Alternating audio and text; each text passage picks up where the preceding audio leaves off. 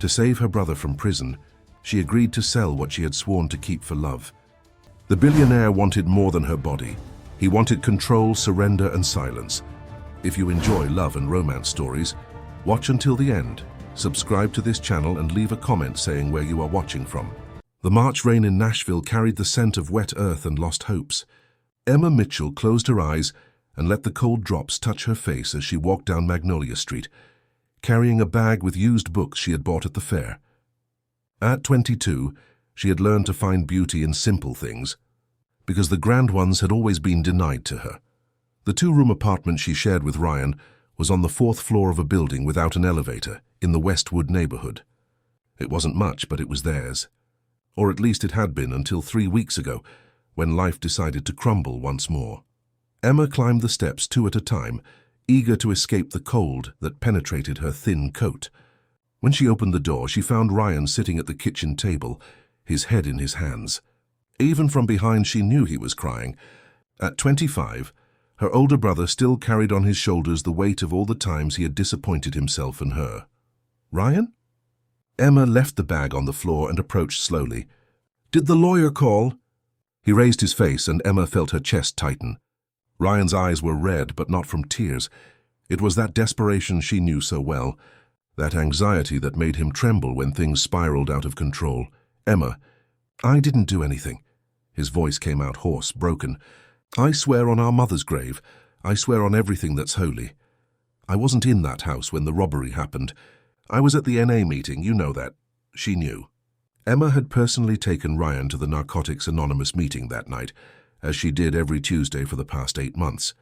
She had waited outside reading a worn copy of The Tenement while listening to the murmur of voices coming from the church basement. When he came out at 9:30, they went straight home, stopped at the corner store to buy bread and milk, and watched a bad movie on television until they fell asleep on the couch. But that didn't matter to the police. Ryan had a criminal record, petty thefts during the period he was using drugs 2 years ago. When neighbors said they saw a tall, thin young man fleeing the burglarized house, and when the victim claimed to recognize Ryan in a photo, the case was considered solved. "I know you didn't do it." "Ryan." Emma sat beside him and took his hands. They were cold and trembling. "That's why we're going to fight. Dr. Henry said there's a chance to reverse this, but it needs $60,000. Ryan completed the sentence with a bitter sigh. "Emma, even if we sold everything we have here, we wouldn't come close to that. And you know I can't go back to jail." "Not again. I won't make it," Emma knew. Ryan had served 6 months in prison when he was 21 and came home like a ghost of himself. Too thin, too scared, too broken. It took 2 years for her to rebuild her brother piece by piece, day by day. If he went back now, it would be different. It would be final. "We'll figure something out." Emma squeezed his hands tightly. "We always have, haven't we? When we left the shelter, when you quit drugs, when I got the job at the bookstore, we always find a way out." But for the first time, Emma didn't know what the way out was. She stood up and went to the window, watching the city lights twinkling in the distance. Down below on the street, an elegant black car was parked in front of the building. It was strange. None of the residents could afford a car like that. Emma frowned and leaned a little more to see better. At that moment, the intercom rang. Ryan and Emma looked at each other, both knowing they weren't expecting visitors. The sound echoed through the apartment again, insistent and grave. "Are you going to answer?" Ryan asked, but Emma was already walking to the intercom. She pressed the button hesitantly. "Hello? Emma Mitchell." The voice on the other side was masculine, deep, with an accent she couldn't quite identify completely. "I need to talk to you. Who is this?" There was a long pause and Emma could hear the sound of rain through the intercom. "Alexander Hayes." The name hit Emma like a punch to the stomach. She backed away from the intercom as if it had caught fire, bringing her hand to her chest. Ryan stood up from the chair, alert. "Emma? Who is it?" She couldn't answer. Her legs seemed to have forgotten how to work. Alexander Hayes, after 5 years he had found her. "Emma, are you there?" The voice through the intercom sounded again, lower now, almost intimate. She closed her eyes and forced herself to breathe. When she opened them again, Ryan was by her side with a worried expression. It's someone I met a long time ago," Emma managed to say, "at the shelter." But that wasn't true, not completely. She had met Alexander Hayes on a night that changed her life forever, at a charity gala for underprivileged youth at the Grand Palace Theatre. She was 17, wearing the only decent dress she owned, a navy blue dress that the nuns had bought especially for the occasion, and felt completely out of place among all those important people. The party was boring, too formal for a girl who had grown up between concrete walls and strict rules. Emma had taken refuge in the garden, sitting alone on a stone bench, when a man approached her from behind. "You look very beautiful tonight." The voice was slurred. His breath smelled of whiskey. Emma turned and saw a middle-aged man, well-dressed with a smile that gave her chills. "A special girl like you shouldn't be alone." Before Emma could get up, he put his hand on her arm and squeezed too hard. "Please, leave me alone." Emma tried to free herself, but he was stronger. "Don't be shy, darling. I can be very generous with polite girls." Emma felt panic rise in her throat. The man was leaning closer, his free hand moving toward her leg, when a voice cut through the air like a blade. "Take your hand off her." Both turned. A tall, imposing young man was standing a few feet away. Even in the dim light of the garden, Emma could see that he was different from all the other men at the party. There was something dangerous about him, something that made the air thick. "Excuse me, but this is none of your business." The drunk man tried to sound intimidating, but his voice trembled slightly. "I said, take your hand off her." The young man stepped forward, and Emma saw that his eyes were such an intense blue that they looked grey in the dark. "Now!" The man released Emma immediately and backed away, mumbling apologies before disappearing among the trees. Emma remained there, trembling, trying to process what had happened.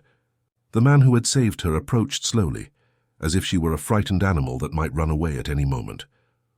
"Are you okay?" he asked, and Emma noticed that his voice was different now, softer, almost gentle. She nodded, still unable to speak.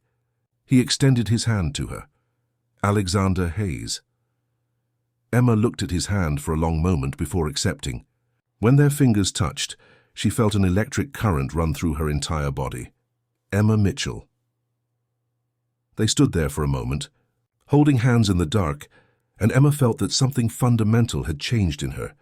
Then Alexander released her hand gently and took a step back. "You should go back inside. The party is almost over." And then he disappeared, leaving Emma alone with her heart beating so hard she could hear it in her ears. Now, 5 years later, he was at her building door. Emma pressed the intercom button again, but this time her voice came out firm. "Come up." The footsteps on the stairs were slow, measured as if each step were a calculated decision. Emma stood in front of the door, her hand on the knob, breathing deeply to prepare herself for whatever was to come. Ryan positioned himself beside her, tense as a spring about to snap. "Emma, who is this guy?" he whispered, but she didn't have time to answer. 3 knocks on the door. Firm, confident, unhurried. Emma opened the door and felt the air leave her lungs. Alexander Hayes was even more imposing than she remembered. 5 years had sculpted his features with more definition, the jawline more pronounced, the shoulders broader under the black cashmere coat that dripped water from the rain. His hair, previously a bit longer and disheveled, was now perfectly cut, highlighting the strong line of his neck. But it was his eyes that left her breathless. Still that intense blue-gray, but now they had a coldness that didn't exist before. "Emma." He said her name as if testing the taste of the word. His eyes traveled over her from head to toe, not disrespectfully, but with an intensity that made her skin tingle. "You've grown up."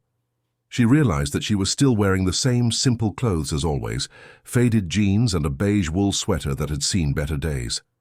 Next to him with his impeccable suit and the watch that probably cost more than her annual salary, she felt like a child playing at being an adult. "Alexander," she forced her voice to sound normal.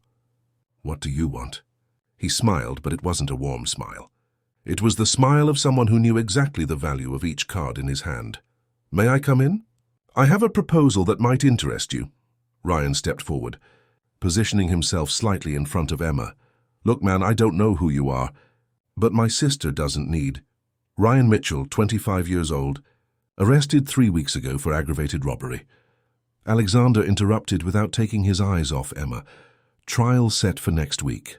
You'll get 5 to 8 years considering your previous record. The silence that followed was as dense as concrete. Ryan went pale. How do you know that? Emma asked, but she already knew the answer. Men like Alexander knew everything. I know many things, Emma. He took a step forward but didn't enter the apartment. I know that you two left St. Teresa Shelter together when you turned 18. I know that you've been working at Unbound Pages bookstore for 3 years. I know that your brother has been clean for 8 months and that you're 2 months behind on rent. And I know that you don't have $60,000 to hire Dr. Henry Sanders. Emma felt the world spinning around her. He knew everything.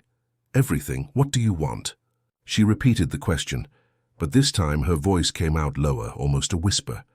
Alexander finally entered the apartment, and the small space seemed to shrink even more with his presence. He observed the environment, the worn sofa, the scratched wooden table, the old television, without any visible judgment on his face. I want to make a deal with you. He turned to Ryan. Can you excuse us? It's a private conversation. I'm not leaving my sister alone with a stranger. Ryan crossed his arms, trying to appear more intimidating than he actually could. Emma put a hand on her brother's arm. It's okay, Ryan. Go to the bedroom, please. Emma, please. She looked into his eyes, trying to convey that she was in control of the situation, even though she wasn't. Ryan hesitated for a moment longer before leaving, but not without casting a warning glance at Alexander. When they were alone, Alexander took off his wet coat and hung it on the chair. Underneath, he wore a white shirt that perfectly molded to his torso. Emma forced herself to look away. Sit down, she indicated the sofa, but he shook his head. I prefer to stand for this. He put his hands in his pants pockets. What I'm going to propose will sound unconventional. Emma remained standing too, crossing her arms over her chest. I'm listening. Alexander studied her for a long moment as if calculating the right words. When he finally spoke, his voice was low, almost intimate. I want you, Emma, for 30 days. The apartment became so quiet that she could hear the rain hitting the window and the kitchen clock ticking the seconds. What do you mean? She managed to ask. A contract. 30 days of your life in exchange for $100,000. He took an envelope from the inside pocket of his jacket. Enough money to pay for the best criminal lawyer in Tennessee, and still have some left for you to establish yourselves better. Emma looked at the envelope as if it were a snake about to strike. And what exactly would this contract include? Alexander came a step closer, and she could smell his masculine perfume, something expensive, woody, that made her head spin slightly. You will live with me for 30 days. In my house in Oak Ridge. You will be my exclusive company during that period. Company. Emma repeated the word with a dry tone. You mean prostitute? His eyes glinted with something that could be admiration. I mean exactly what I said. Company, dinners, conversations, presence. And yes, physical intimacy when I desire. But it's not just that, Emma. It's more complex. More complex how? Alexander came closer, now so near that she could see the small scars on his right hand, could count the darker strands in his light eyes. You have intrigued me since that night in the garden. The way you weren't intimidated after I drove that man away. The way you looked at me without fear, without excessive gratitude, just curiosity. I never forgot that. Emma felt her heart speed up, but forced her voice to remain steady. And for that you decided to buy me 5 years later. I decided to give you an opportunity to save your brother and change your life. He extended the envelope to her. The contract is here. You can read it. You can show it to a lawyer if you want. Everything is specified. Your obligations, my limits, the financial compensation. Emma looked at the envelope but didn't take it. And if I say no? Alexander shrugged as if the answer were obvious. Then your brother goes to prison next week. You'll lose the apartment in 2 months. And you'll continue working at the bookstore for the rest of your life, always wondering what if. The casual cruelty of the response hit Emma like a slap. He wasn't being cruel for pleasure, he was just being factual. And that was even worse. You're a son of a bitch, she said, and he smiled again. I am, but I'm a very rich son of a bitch who can solve all your problems. Emma took the envelope with trembling hands. It was heavy, made of expensive paper, with the name of a law firm printed on the letterhead. Inside, she could see several pages of dense text. Why me? She asked without raising her eyes from the envelope. You have money to have any woman you want. Why do this? When she looked up, she found an expression on his face that she couldn't decipher. For a second, it was as if the mask of coldness had slipped, revealing something underneath, something hungry and desperate. Because I don't want just any woman, Emma. His voice came out hoarser. I want you. The way you are, the way you've always been. And how have I always been? Alexander came closer once more, so close that she could feel the warmth of his body. Untouched. The word fell between them like a stone thrown into a calm lake, causing waves that spread through the silence. Emma felt the blood rush to her face. You can't know that. I can. And I do. He raised his hand as if to touch her face, but stopped in midair, just close enough for her to feel the heat of his palm. That's what attracts me to you, Emma. That purity you carry even after everything you've been through. I want to be the first. The only one. Emma backed away from him as if she'd received an electric shock. You're sick. Perhaps. He didn't deny it.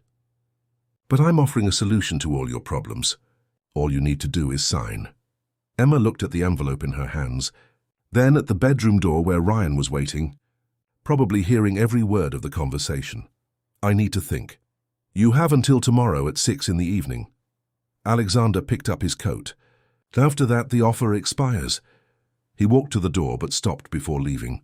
One last thing, Emma, if you accept, you'd better be prepared. I am not a gentleman, and I won't treat you like a princess just because you're a virgin. I'll treat you like a woman. Like my woman. And then he left, leaving Emma alone with the envelope in her hands and a whirlwind of thoughts in her head. Emma stood in the middle of the living room for too long, looking at the closed door as if Alexander were still there. The envelope in her hands seemed to weigh tons. Her legs began to tremble, and she had to sit on the sofa before she collapsed. Emma? Ryan's voice came from the bedroom, hesitant. Is he gone? She couldn't answer immediately. Her mind was processing everything that had just happened, his words, the obscene proposal, the way he had looked at her as if she were a work of art he wanted to possess. Emma. Ryan appeared at the bedroom door, saw the envelope in her hands, and his face darkened. What is that? Sit here, Ryan. She patted the sofa beside her. I need to tell you something. Ryan approached slowly, as if sensing that nothing good would come from this conversation. When he sat down, Emma could feel the tension emanating from him. This man, he made a proposal, she began, choosing her words carefully. A proposal that could solve all our problems. What kind of proposal? Emma opened the envelope and took out the contract. It was 8 pages of legal text, with numbered paragraphs and clauses in technical language. On the first page, in capital letters, was written, Exclusive Companionship Contract, Alexander Hayes and Emma Mitchell.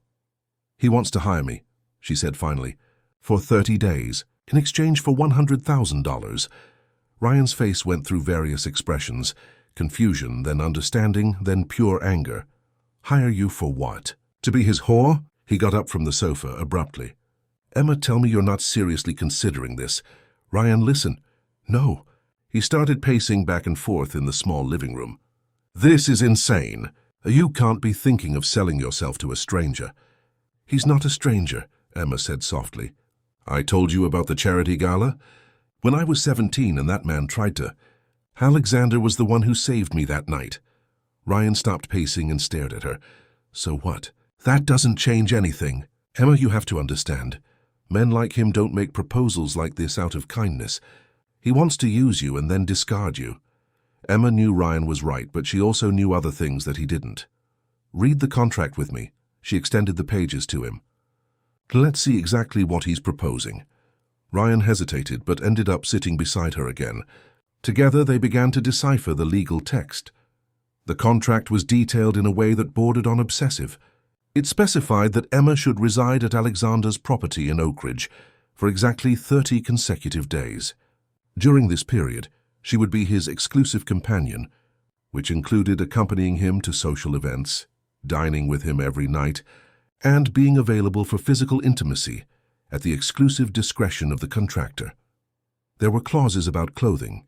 He would provide all clothes, which should be approved by him before use.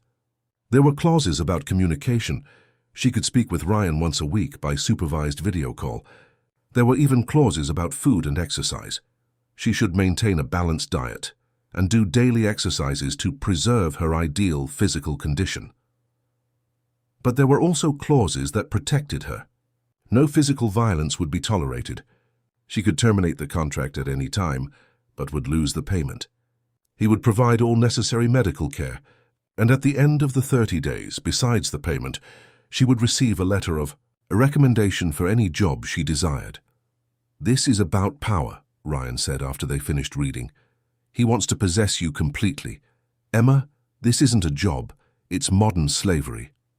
Emma folded the contract slowly. Ryan was right, of course, but he also wasn't seeing the complete picture. "And what's the alternative, Ryan?" She turned to face him. "You go to jail next week. I lose the apartment in 2 months.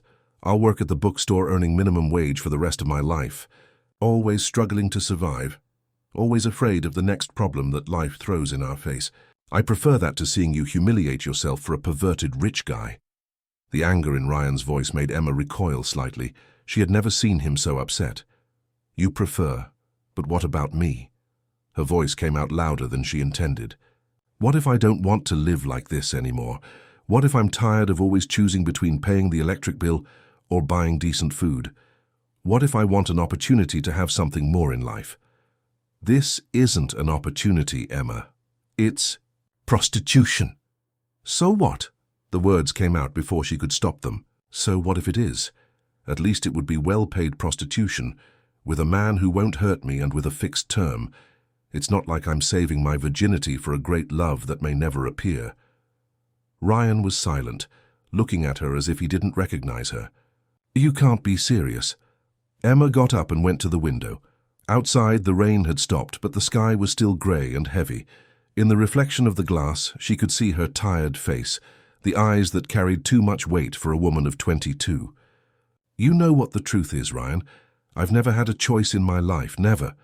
We were born without parents, grew up in a shelter, left there without money and without prospects. The only thing I did was work and try to keep us afloat. And now, for the first time, someone is offering me a real choice, a chance to change everything. At the cost of your dignity." Emma turned to him. "My dignity?" She laughed, but it was a bitter laugh. "Ryan, where was my dignity when I had to choose between buying tampons or food? Where was it when I had to borrow money from the bookstore owner to pay for your treatment at the clinic? Dignity is a luxury I could never afford to have." Ryan lowered his head. She knew she had hit a sensitive point. He felt guilty for all the expenses she had incurred with his recovery. "Emma, No." She approached and knelt in front of him, taking his hands. "It's not your fault. It never was. But now we have a chance to change that. For you to be free, for us to have enough money to start over, for me to maybe be able to study, for you to open your own business. 30 days of my life for a whole lifetime better for both of us. What if he hurts you? What if he's a psychopath?" Emma had thought about that too, but she had a feeling, an intuition she couldn't explain, that Alexander wouldn't hurt her physically. There was something about him, perhaps the way he had saved her 5 years ago, perhaps the way he had spoken to her today, that told her he was dangerous in other ways but not violent. "The contract has protection clauses, and besides," she hesitated before continuing, "there's something about him that isn't just about power. I saw it in his eyes today. There's something deeper." "Like what?" Emma didn't know how to explain. It had been just a moment, a fraction of a second when his mask had slipped, but she had seen something that made her wonder who Alexander Hayes really was beneath all that coldness. "I don't know, but I'll find out." Ryan studied her for a long moment. "Your mind is already made up, isn't it?" Emma nodded slowly. "I think so, but I need your approval. If you tell me not to do this, I won't." It was Ryan's turn to be silent for a long time. When he finally spoke, his voice was hoarse. "I can't ask you to do this for me. But I also can't ask you not to do it if it's what you want." "It's what I need," Emma corrected, "not necessarily what I want." "And if he doesn't keep the agreement? If he tricks you?" Emma picked up the envelope and put the contract back inside. Then at least I'll have tried, and you'll be free. She stood up and went to the phone. Alexander had left a business card on the table when she wasn't paying attention. She dialed the number with trembling fingers. He answered on the first ring. "Emma."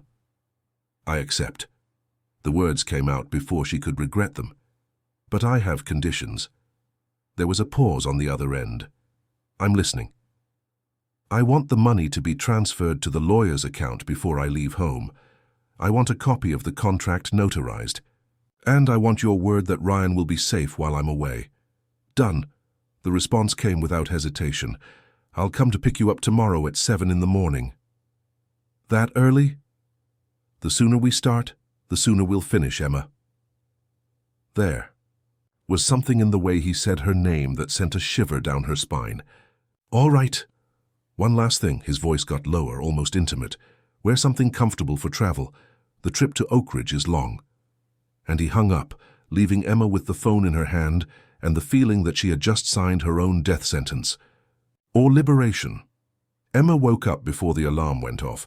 She had slept only 2 hours, spending the night looking at the ceiling, alternating between regret and determination. When the first rays of sun began to enter through the bedroom window, she got up and took a shower. The hot water helped calm her nerves, but couldn't erase the sensation that she was about to jump off a cliff. She dressed carefully, dark jeans, a simple white blouse, and the wool coat that Ryan had given her for her 20th birthday. It was the most presentable thing she had. Ryan was still sleeping on the sofa when she came out of the bathroom. He had refused to go to the bedroom the night before, saying he wanted to stay close in case she changed her mind. Emma observed him for a moment, his face relaxed in sleep, free from the constant worry he carried when awake. She leaned down and kissed his forehead gently. "I love you, bro," she whispered, although she knew he couldn't hear her. At 6:30, Emma was at the window with a small suitcase in her hands. Practically everything she owned fit inside. At 7 sharp, the same black car from the night before stopped in front of the building. This time Alexander didn't come up. He got out of the back seat and stood beside the car, wearing an impeccable grey suit and dark glasses, even with the sky still overcast. Emma took a deep breath, grabbed the suitcase and went down. When she reached the street, he greeted her with a nod. "Punctual, I like that." He took the suitcase from her hands without asking permission. "Is this all your luggage?" "It's all I have," Emma responded, trying not to sound defensive. Alexander opened the car door for her, and Emma hesitated for a second before getting in. The interior was luxurious. Beige leather, wood details, a screen displaying financial information in real time. Alexander sat beside her, maintaining a respectful distance. "How long until we arrive?" Emma asked when the car started moving. 3 hours. He was handling a tablet without looking at her. "You can sleep if you want. It was a long night for you." Emma wondered how he knew she hadn't slept but didn't ask. Instead, she observed the city passing by the window as they left Nashville behind. The trip was silent most of the time. Alexander worked on his tablet, making occasional calls in English and Spanish, talking about business that Emma didn't completely understand. She used the time to study him discreetly. There was precision in every movement he made, the way he held the phone, how he typed on the tablet, how he adjusted the cuffs of his shirt. Everything about him seemed calculated, controlled. But sometimes she caught small details that didn't fit the perfect image. The way his jaw clenched when he was focused, how his fingers drummed on his knee when he was impatient, the way he looked out the window in moments when he thought she wasn't paying attention. When they arrived in Oak Ridge, Emma understood why the trip had taken so long. Alexander's property wasn't in the historic town itself, but in a rural area in the mountains, accessible only by a private stone road that snaked between eucalyptus trees and native forest. The mansion appeared gradually through the trees, a modern construction of glass and concrete that dramatically contrasted with the colonial architecture of the region. It was impressive in an almost intimidating way, as if it had been designed to impress and at the same time repel intruders. "Welcome to your home for the next 30 days, Alexander said when the car stopped in front of the main entrance. Emma got out of the car in silence, absorbing the magnitude of the place. There were perfectly maintained gardens, a marble fountain, and large windows that offered a spectacular view of the mountains. It was beautiful, but also isolated, very isolated. "How many people live here?" she asked as they headed to the entrance. "Besides us, 3 staff. The cook, Martha, who comes and goes during the day. The caretaker, John, who lives in a smaller house at the back of the property. And my personal assistant, Carrie, who stays in a suite on the 3rd floor when needed." The front door opened automatically as they approached. The entrance hall was immense, with a high ceiling and a marble staircase that curved elegantly to the 2nd floor. Everything was white, grey and black, modern, clean but cold. "Your suite is on the 2nd floor." Alexander indicated the stairs. "I'll show you." Emma followed him, their steps echoing on the marble. On the 2nd floor there was a long corridor with several doors. Alexander stopped at the first one. "This is your room." He opened the door and stepped aside so she could enter first. Emma went in and was left breathless. The room was larger than the entire apartment she shared with Ryan. There was a king-size bed with immaculate white sheets, a reading armchair next to a panoramic window, a closet that seemed endless, and a door that led to what was clearly a luxurious bathroom. "It's impressive," she managed to say. Alexander put her suitcase on the bed. "The closet is already equipped with clothes in your size. Carrie took care of providing everything last night." He turned to her. "There are some rules we need to establish." Emma sat on the edge of the bed, trying to prepare herself mentally. "I'm listening. First rule, you don't leave the property alone. If you want to walk in the gardens or explore the surroundings, just let me know and I'll go with you. And if you're not available, I will always be available for you for the next 30 days. That's the idea." Emma nodded, although the idea of being constantly under supervision bothered her. "Second rule, all meals are taken together. Breakfast at 8, lunch at noon, dinner at 7. If you're hungry between meals, you can ask Martha to prepare something, but I prefer that you let me know." "Why?" Alexander studied her for a moment before responding. "Because I want to know everything about you, Emma. Your habits, your preferences, your rhythms. It's difficult to do that if you're unpredictable." The raw honesty of the response made Emma swallow hard. "Third rule, you wear the clothes that are in the closet. Nothing that you brought from home." "Why?" Emma asked again, although she knew she wouldn't like the answer. "Because from today on you are no longer the Emma who works at a bookstore in Nashville. You are my companion, and you need to dress appropriately for the role." Emma stood up from the bed and went to the closet. She opened the doors and was shocked by what she saw. There were dozens of dresses, blouses, skirts, pants, all in brands that she only knew from magazines. There was also an entire section of lingerie, all in delicate laces and soft colors. "How did you know my size?" "I told you I know many things about you, Emma." She turned to face him, and for the first time since she had arrived, she felt a pang of real fear. "You investigated me. Thoroughly," he didn't try to deny it. "I know that you wear size 8 in clothes, 6 in shoes, that you prefer neutral colors, that you have a small scar on your left knee from when you fell off a bicycle at age 8, and that you bite your lower lip when you're nervous, like you're doing right now." Emma immediately stopped biting her lip, but the damage was already done. He had proven his point. "Fourth rule," Alexander continued as if he hadn't just revealed the disturbing level of his knowledge about her. "At 10 o'clock at night you come to my room. Every night. What happens there depends on my mood and your receptivity. And if I'm not receptive," his eyes darkened slightly, "then we'll have a problem. Because receptivity is part of the contract you signed." Emma felt anger start to boil in her chest. There was a difference between intellectually knowing what she had accepted and hearing the rules being dictated this way. "Any questions?" Alexander asked when she didn't respond. "Yes." Emma crossed her arms. "Where is your room?" He smiled, the first genuine smile she had seen since she arrived. "At the end of the corridor. You won't be able to get lost.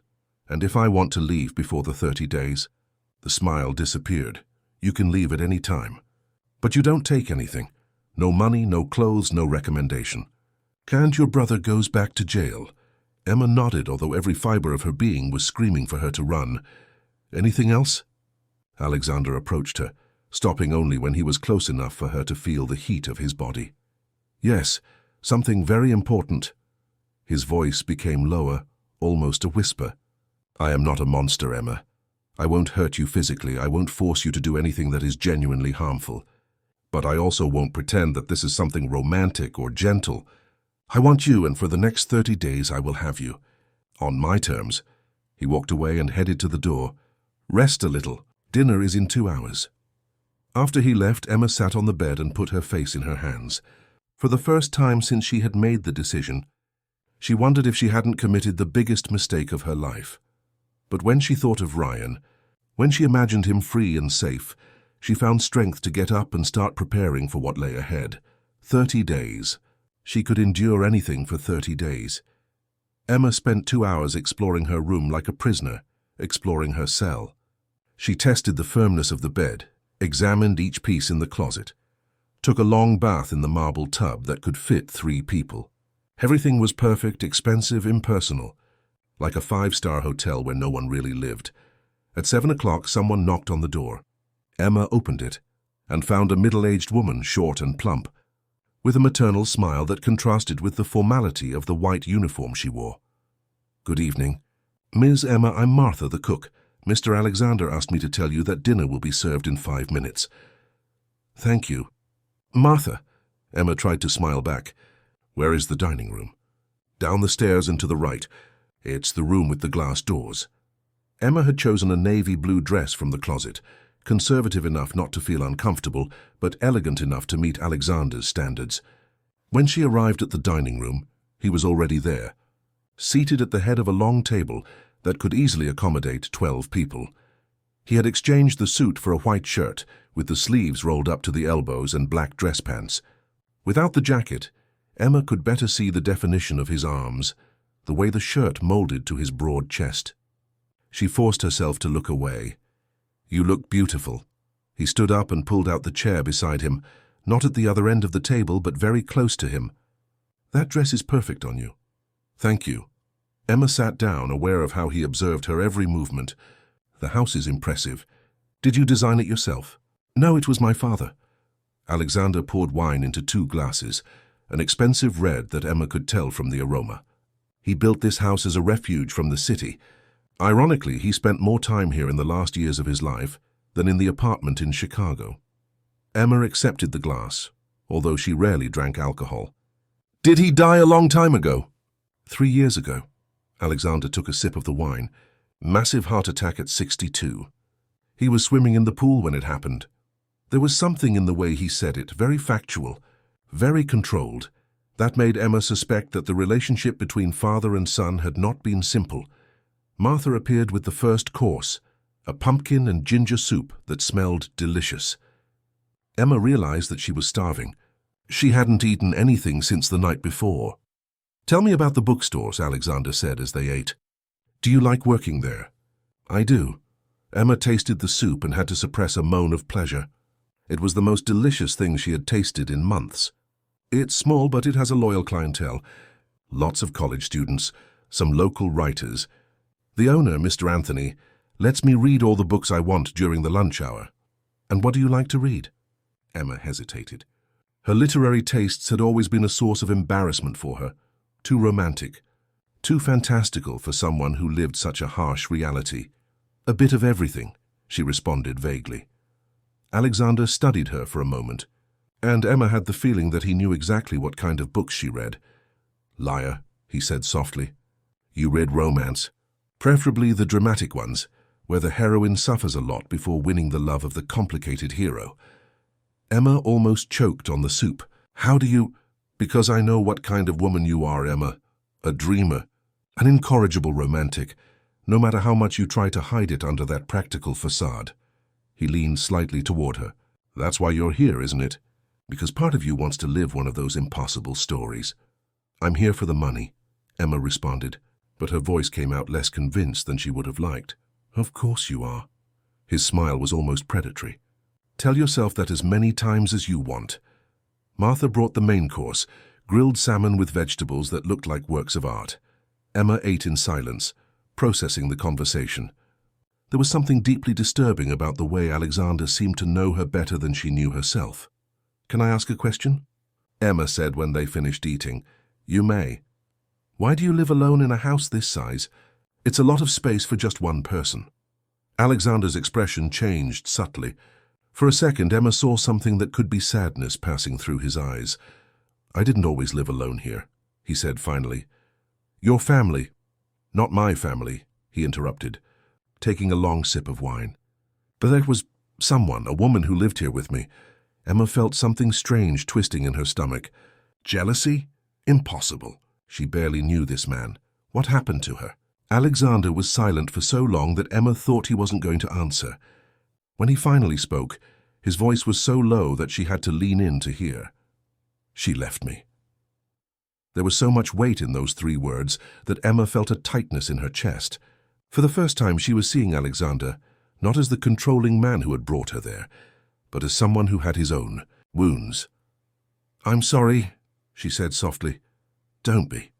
He got up abruptly, the mask of coldness returning to place.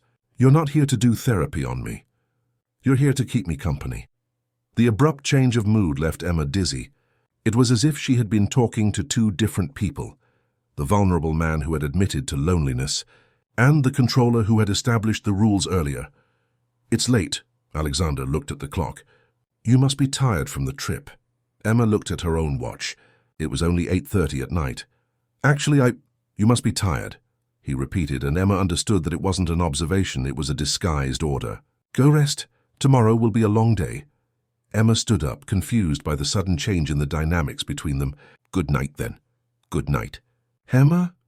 She was almost at the door when he called her. "Emma?" She turned. Tomorrow night will be different. His eyes were fixed on her with an intensity that made her skin tingle. "I hope you're prepared." Emma went up to the room with her heart beating fast. After her bath, she put on a simple nightgown she found in the drawer. Light blue silk that was more luxurious than anything she had ever owned. She lay on the huge bed and stared at the ceiling, trying to process the surreal day she had had. She must have fallen asleep without realizing it, because she woke up to a strange sound. She got up slowly and looked at the clock, 2 in the morning. The sound came again from the direction of Alexander's room. It sounded like a moan. Emma left the bed and went to the door, putting her ear to the wood. The corridor was silent, but she could hear something coming from the end of the corridor. Curiosity won over prudence, and she opened the door slowly. The corridor was dark, illuminated only by the moonlight entering through the large windows. Emma walked barefoot on the cold marble floor, following the sound. When she got closer to Alexander's room, she could hear clearly. He was talking, no, he was shouting softly, like someone having a nightmare. "No. Leah, don't do this. I can change." Emma leaned against the wall, her heart racing. Leah, that must be the name of the woman who had lived in the house with him. "Please." "I didn't mean to. Forgive me." His voice was filled with anguish, with a pain so deep that Emma felt tears stinging her eyes. Whatever had happened between him and Leah, it was clear that it tormented him. The sound stopped abruptly. Emma heard movement inside the room and ran back to her room, closing the door silently behind her.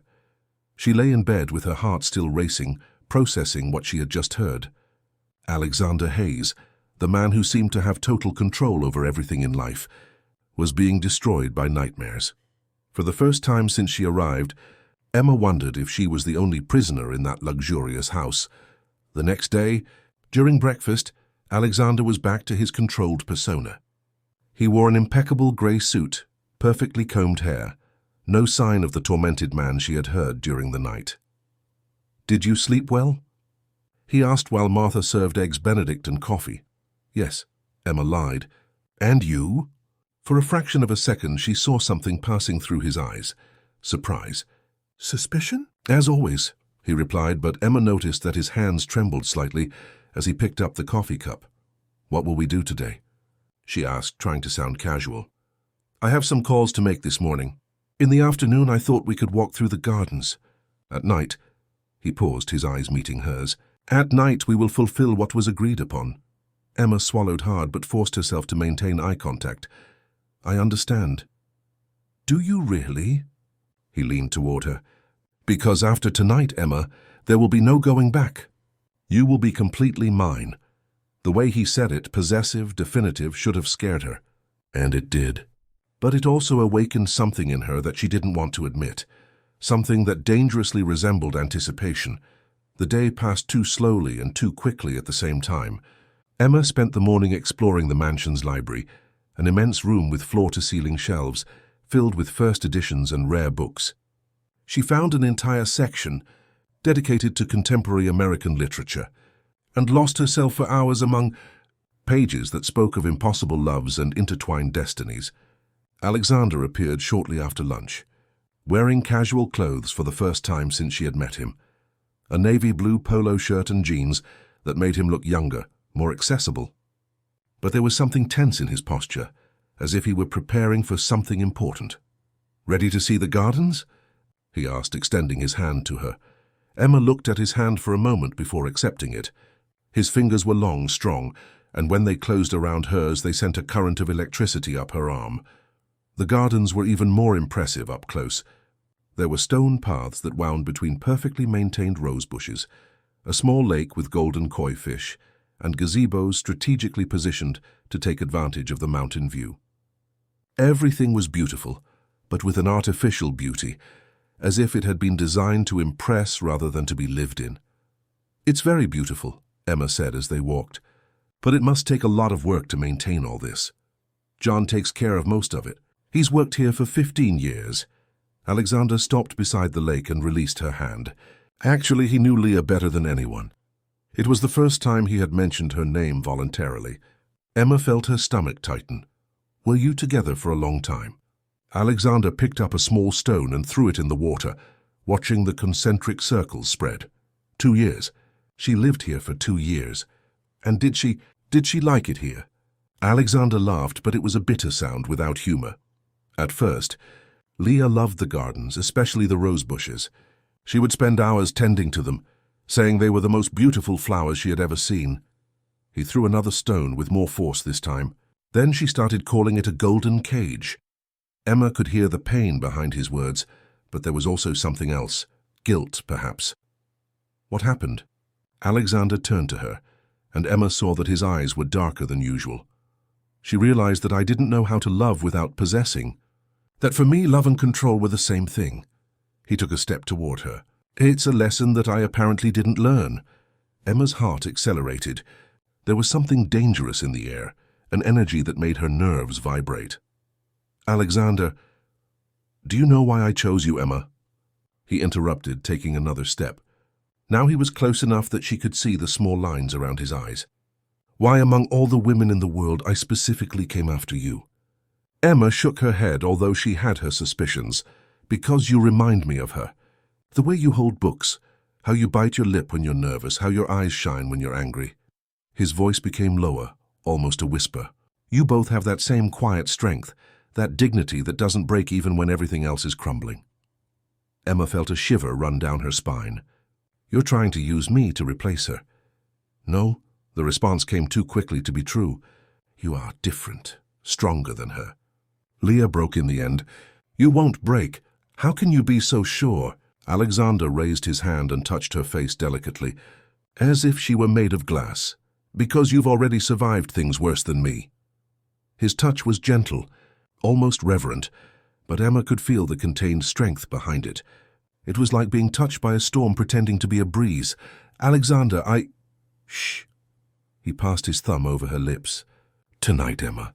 Tonight you'll understand why you're really here." They returned to the house in silence, but the tension between them was almost tangible. During dinner, Emma could barely eat, conscious of his every movement, every look. Alexander seemed more relaxed, as if a decision had been made, and he could finally stop fighting against himself. At 10 o'clock sharp, Emma knocked on his bedroom door. She had spent an hour getting ready, choosing a white silk nightgown she found in the closet, simple but elegant. Her hair fell loose over her shoulders, and she had applied just a little gloss to her lips. "Come in." His voice came from inside the room. Emma opened the door and entered what was clearly his territory. The room was immense, dominated by a king-size bed with black sheets. The walls were glass on 2 sides, offering a panoramic view of the mountains under the moonlight. There was a lit fireplace, projecting dancing shadows throughout the space. Alexander was standing by the window, wearing only black pajama pants. His bare chest was even more impressive than Emma had imagined. Defined muscles, tanned skin, and a small scar just below his left shoulder that she hadn't noticed before. "You look beautiful," he said without turning around. "But you're nervous." "I'm not," Emma lied. Alexander chuckled softly. "Your breathing is accelerated. You're fidgeting with your hands and you've bitten your lip 3 times since you came in. You're terrified." Emma immediately stopped fidgeting with her hands. "And what if I am?" Finally he turned to face her, and Emma had to hold herself back from retreating. There was something different about him, more intense, more dangerous, as if all the masks had been removed. "Then we'll go slow," he began walking toward her. "As slow as you need." When he got close enough to touch her, he stopped. "May I?" he asked, raising his hand toward her face. Emma nodded, not trusting her own voice. When his fingers touched her cheek, she involuntarily closed her eyes. "You're even more beautiful up close," he murmured. "Even more perfect." "I'm not perfect," Emma whispered. "To me, you are." He leaned in and kissed her, and Emma felt as if the world had stopped spinning. His lips were soft but insistent, moving against hers with a contained passion that made her legs tremble. When they separated, both were breathing heavily. "Emma," he said her name like a prayer. "Are you sure about this?" "Because once we start, I won't be able to stop." Emma looked into his eyes and saw something she didn't expect: vulnerability. Even in that moment, even with all the power he wielded over the situation, there was a part of him that was as lost as she was. "I'm sure," she said, and this time she wasn't lying. What happened next was different from anything Emma had imagined. Alexander wasn't the controlling and dominant man she expected. Instead, he touched her as if she were precious, with a reverence that bordered on adoration. Each kiss, each caress, each whisper was given with a desperate passion, as if he were trying to memorize her with his hands. When they finally united, Emma cried, not from pain but from an emotion so intense that she couldn't name it. And Alexander, who had remained controlled throughout the act, finally broke too, burying his face in her neck and whispering her name repeatedly like a mantra. Afterward, when they were lying together in the darkness, Emma traced the scar on his shoulder with the tip of her fingers. "How did you get this?" Alexander tensed under her touch. "Car accident. 3 years ago. The same accident that killed your father." "No." His voice became harder. "My father died in the pool, remember?" This accident was different. Emma felt there was something he wasn't telling, but she didn't push. Instead, she snuggled closer to him, feeling the warmth of his masculine body against hers. "Alexander?" "Do you dream about her? About Leah?" He remained motionless for so long that Emma thought he wasn't going to answer. "Every night," he finally admitted. "Every night for 3 years. What really happened to her?" This time the silence was even longer. "She discovered things about me that I didn't want anyone to know. Things about how I met her, about why I chose her." His voice was so low that Emma had to strain to hear. "And when she confronted me, I didn't know how to handle it. I tried to control her even more, keep her more confined, until one day she couldn't take it anymore." "She left you?" "She tried to leave me." The correction was subtle but significant. "And I didn't let her." Emma felt a chill in her stomach. "What do you mean by didn't let her?" But Alexander had already moved away from her, getting out of bed and going to the window. "It's late. You should go back to your room." Alexander, "Go, Emma." His voice was back to the cold, controlled tone. "Now." Emma dressed in silence, confused by the sudden change of mood. At the door she turned one last time. "Whatever happened with Leah, I'm not her." He didn't turn to look at her when he answered. "No, you're not. You're much more dangerous to me than she ever was." Emma returned to her room with more questions than answers, and the disturbing sensation that she had just gotten involved with a man who carried much darker secrets than she had imagined. Emma woke up alone in the huge bed, with the sheets still carrying Alexander's scent. She had slept poorly, waking up several times during the night with fragments of confused dreams, where his touch mixed with the dark words about Leah. It was only 7 in the morning, but she could hear voices coming from downstairs. One was clearly Alexander's, but the other was female. Sharp, educated, with a distinctive East Coast accent. Emma got up and went to the window, curious.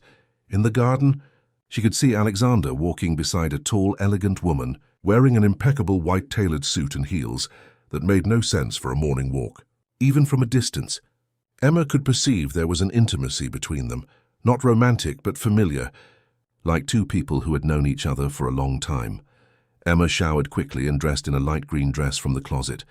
When she went down for breakfast, she found Alexander sitting at the table with the mysterious woman. She was even more impressive up close. She must have been about 35, with perfectly brushed blonde hair, flawless makeup even at that hour of the morning, and red nails that looked like they had come from a beauty salon 5 minutes ago. Everything about her screamed money and sophistication. "Ah, Emma." Alexander stood up when he saw her. "I want to introduce you to Victoria Bradley, my personal attorney." "Victoria, this is Emma Mitchell." Victoria extended her hand with a smile that didn't reach her eyes. "Pleasure, Emma. Alexander has told me a lot about you." Emma shook the offered hand, noticing that the grip was too firm, almost aggressive. "Pleasure, Victoria." "Victoria came to bring some documents I need to sign," Alexander explained, sitting back down. "Matters related to the company." Emma sat down too, but she couldn't ignore the way Victoria was observing her, like a predator studying potential prey. "Emma, isn't it?" Victoria took a sip of her coffee. "Alexander told me that you met a few years ago. Such a romantic story." There was something venomous in the way she said romantic that made Emma stiffen. "It was a casual encounter," Emma replied carefully. "Of course it was," Victoria smiled again. "Alexander has always had a special talent for casual encounters with young women in need." The silence that followed was tense. Alexander didn't say anything, but Emma could see that his jaw was clenched. "Victoria," his voice carried a clear warning. "What?" "It's a compliment." Victoria laughed, but the sound was artificial. "It's admirable how you always dedicate yourself to helping girls in difficult situations. The donations to St. Teresa Shelter, for example. Very generous of you." Emma almost dropped her coffee cup. "How do you know about the shelter?" Victoria arched a perfectly drawn eyebrow. "Darling, I've handled Alexander's legal affairs for 8 years. I know about all his philanthropic activities." Emma looked at Alexander, who was studying his own coffee with unnecessary intensity. "You made donations to the shelter where I grew up." "I did," he admitted without raising his eyes. "For several years. When did it start?" This time it was Victoria who answered. "If I'm not mistaken, the first transfers were made about 7 years ago. Right after you left there, actually." "What an interesting coincidence." Emma's blood seemed to have frozen in her veins. "You were watching me for 7 years. Alexander finally raised his eyes. "Emma, answer the question." Her voice came out louder than she intended. "Were you following me for 7 years?" "Not following, just keeping myself informed about your well-being." "That's not an answer." Victoria leaned back in her chair, clearly enjoying the drama she had created. "Oh dear, you really don't know, do you? You didn't read your contract carefully?" Emma turned to her. "What are you talking about?" Victoria opened the folder she had brought and took out a stack of documents. "These are the original contracts that I drafted for Alexander. Interesting how certain clauses repeat over the years." She pushed the papers toward Emma, who picked them up with trembling hands. At the top of the first page it was written, "Exclusive Companionship Contract, Alexander Hayes and Leah Sanders." Emma quickly flipped through the pages, immediately recognizing the text. It was identical to the contract she had signed. Word for word, clause for clause. This, Emma swallowed hard. "This is exactly the same as my contract." Naturally, Victoria examined her red nails. Why change a formula that works so well? Emma looked at Alexander, who had stood up from the table and had his back to them, looking out the window. "Alexander," her voice came out strangled. "Look at me." He turned slowly, and Emma saw that there was no surprise or embarrassment on his face. Only resignation. "You knew I would find out." "I knew," he confirmed. "Sooner or later you would discover everything." "Everything what?" Emma stood up too, the documents still in her hand. "What else are you hiding from me?" Victoria interjected again. "Oh, there's so much you still don't know, dear. For example, did you know that Alexander met Leah exactly the same way he met you? At a charity event, being harassed by an older man, and he saved her like a knight in shining armor?" Emma felt the floor disappear beneath her feet. "That's not true. Yes, it is, Victoria continued, relentless. And did you know that Leah also grew up in a shelter? That she also worked in a bookstore when he found her? That she also had a brother with legal problems? Each word was like a stab. Emma looked at Alexander, hoping he would deny it, explain it. But he remained silent. You chose me because I remind you of her, Emma said softly. Because we're similar. Not just similar, Victoria stood up too, clearly satisfied with the chaos she had created. Virtually identical. Same age when they were recruited, same family situation, same psychological profile. Alexander has a very specific type. Victoria, enough, Alexander finally spoke, but his voice had no strength. Why? She deserves to know the truth, especially considering what happened to the previous one. Victoria approached Emma. Did you know that Leah disappeared on the 30th day of her contract? Emma felt like she had been punched in the stomach. Disappeared how? Never seen again. Victoria shrugged her shoulders. On the last day of the contract, she simply vanished. Of course, Alexander was investigated by the police, but nothing was proven. After all, there was no body. There was no body because she's not dead. Alexander finally exploded. She left me. She ran away during the night without saying a word. Yeah, that's what you always say. Victoria didn't seem convinced. Very convenient, don't you think, Emma?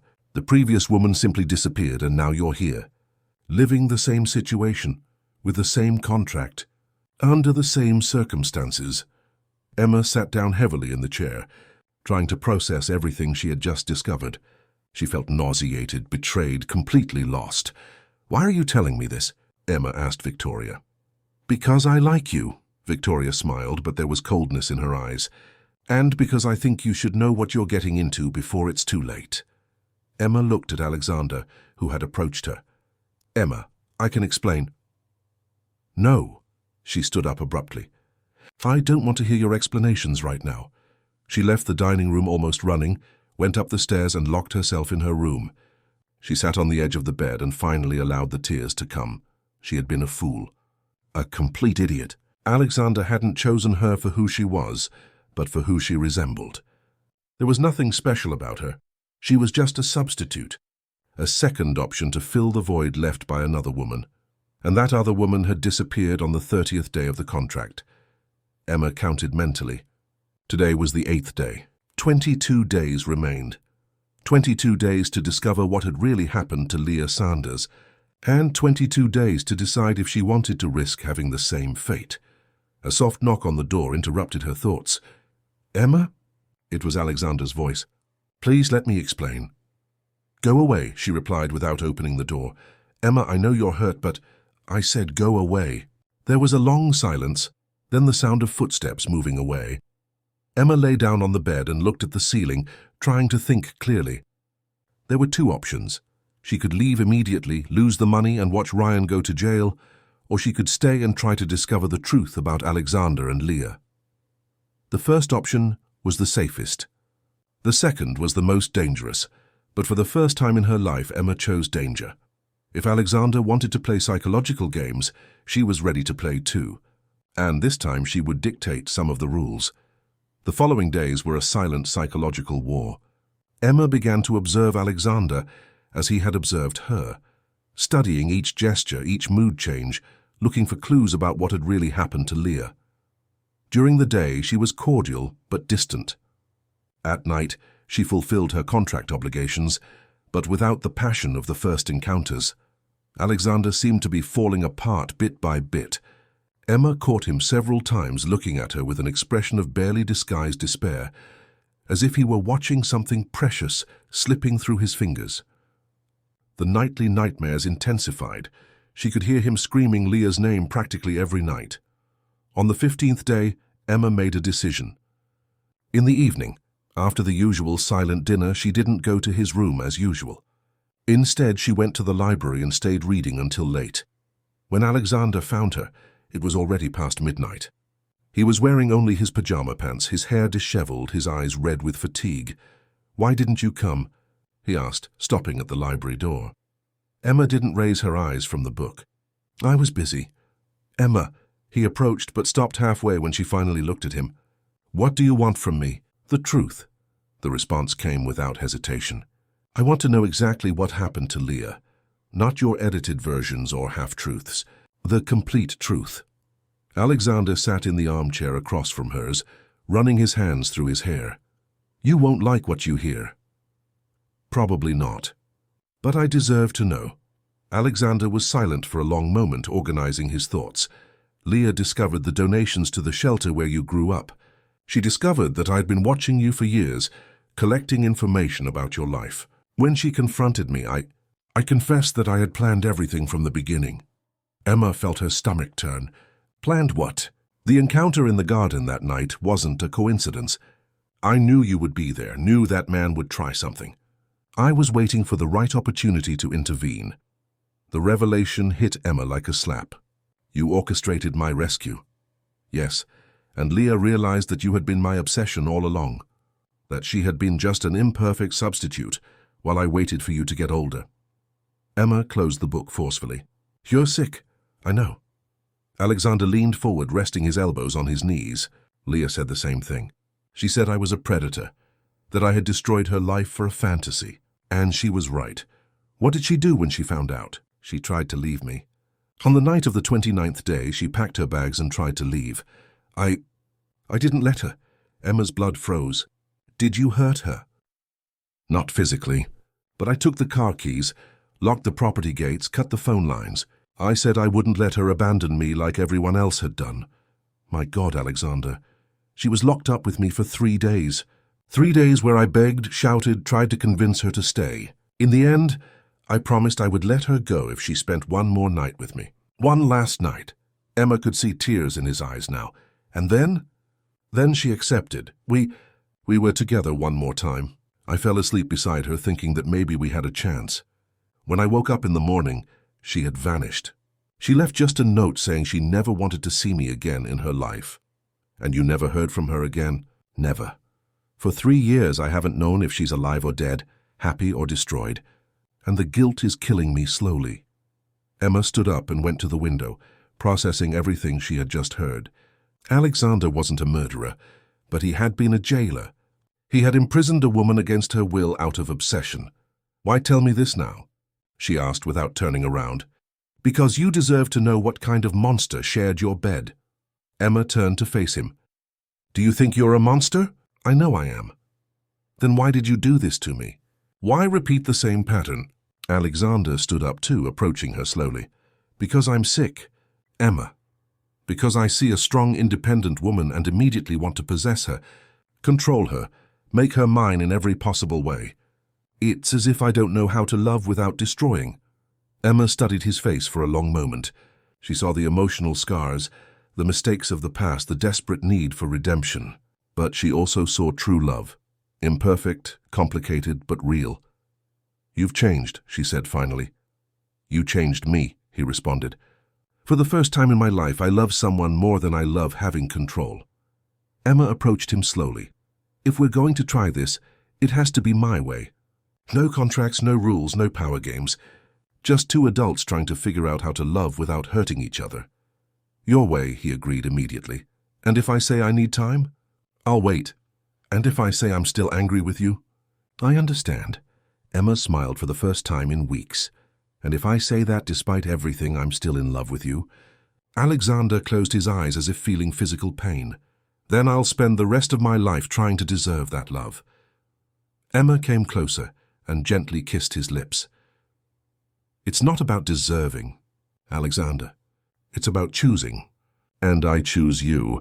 Not the powerful billionaire, not the man who can solve all my problems. I choose the broken man who's trying to rebuild himself. Because I'm broken too, and maybe together we can find a way to become whole. When they separated, both had tears in their eyes. I love you, Alexander whispered. I love you too, Emma replied. Now come. We have a lot of work ahead of us if we want to build something real this time. On the 29th day, Emma packed her bags. Not because she wanted to leave, but because she needed to prove to herself and to him that she could choose to stay. Alexander watched her in silence as she put the few things. She really wanted to take in the small suitcase. You're really leaving? It wasn't a question. I am. Emma closed the suitcase. But not because I have to go, because I need to know that I can, And after? Emma turned to him. After, you'll show up at my door, not as a billionaire offering contracts, but as a man asking for a chance. The next morning, Emma was back at her apartment in Nashville when the first stories began to appear online. Victoria had leaked details of the contract to the press, making Emma seem like a luxury prostitute hired by a well-known businessman. The humiliation was devastating.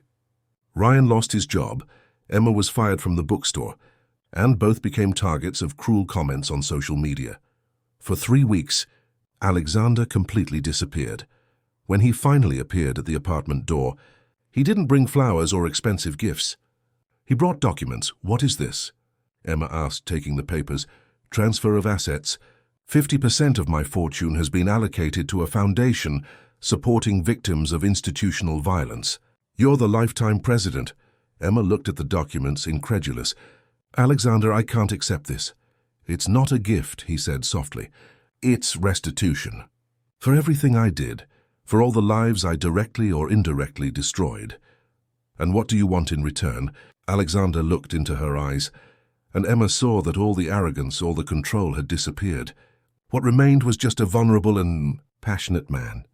Nothing you don't want to give. I'm not going to try to buy you anymore, Emma. I'm not going to try to control you. If you still want anything to do with me, it will have to be because you chose it, not because you needed to.